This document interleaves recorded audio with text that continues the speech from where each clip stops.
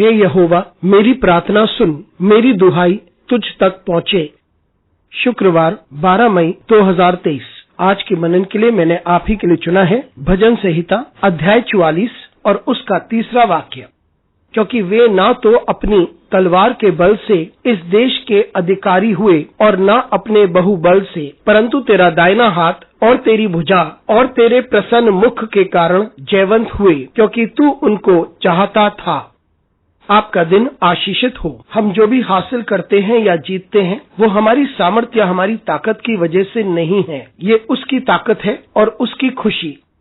आइए इस वाक्य पर मनन करते हैं। आज की सुबह का विषय है उसकी सामर्थ और उसका आनंद। इस भजन में भजन का लिखने वाला बात करता है किस प्रकार से परमेश्वर ने अपने लोगों की अगुवाई की। परमेश्वर ने उन्हें मिस्र देश के दास्तव से बाहर निकाला और उन्हें वाचा की जमीन में ले गया जो परमेश्वर ने उन्हें दी। ये ऐसी जमीन थी जिसमें दूध और मधु की धाराएं थी, और जो उन्होंने हासिल किया यानी अपनी जमीन उन्हें इसलिए नहीं मिली क्योंकि वे कुछ थे, ना ही उनके सामर्थ्य के द्वारा या उनकी ताकत के द्वारा उन्हें ये जमीन मिली, लेकिन ये इसलिए हुआ क्योंकि परमेश्वर उनसे प्रसन्न था। परमेश्वर ने उनकी दुहाई सुनी, परमेश्वर ने उन्हें क्षमा किया और परमेश्वर का अनुग्रह उन पर था। और जब भी वे किसी संघर्ष में से होकर गुजरते थे, वे परमेश्वर के अनुग्रह और दया के कारण उस समस्या में से बाहर निकले। परमेश्वर ने उन्हें उस जमीन तक पहुंचाया और वे वहां पर आशीषित होकर बसने लगे। मित्रों, हम भी अपनी जिंदगी में बड़े कठिन समय से होकर गुजरे होंगे, लेकिन परमेश्वर हमें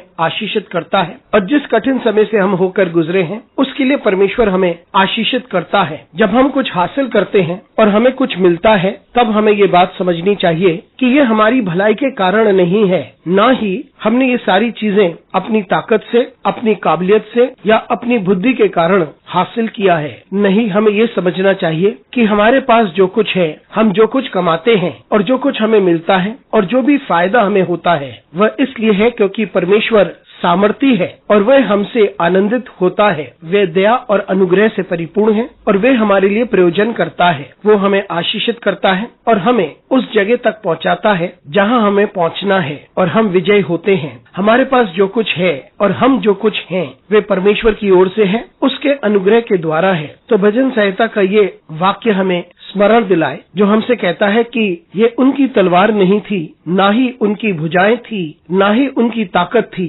लेकिन सब कुछ परमेश्वर ही था। प्रतिदिन नम्र होकर हम परमेश्वर के समीप आ जाएं और ये कहें, जी हाँ परमेश्वर, तेरी वजह से पिता परमेश्वर हम वो हैं जो तूने हमें बनाया है। परमेश्वर हमें आशीषित करे। अनुग्रहकारी परमेश्वर स्वर्गीय पिता, तुझे धन्यवाद देते हैं, तेरी स्तुति करते हैं, तेरा आदर करते हैं और तेरी महिमा करते हैं। प्रतिदिन हमारी सहायता कर ताकि हम तेरे अनुग्रह को महसूस कर सकें। यीशु मसीह के नाम से मांगते हैं, आमीन।